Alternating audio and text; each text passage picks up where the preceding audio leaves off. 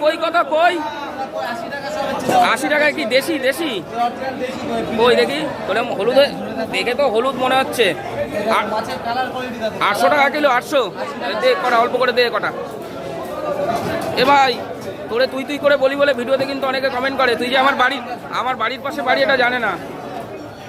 দেখুন বন্ধুরা কই মাছ নিচ্ছি আর ওর বাড়ি আমার বাড়ির পাশে, আপনারা বলবেন না যে তুই তুই করে কেন বলছি, ওকে তুই তুই করেই বলি।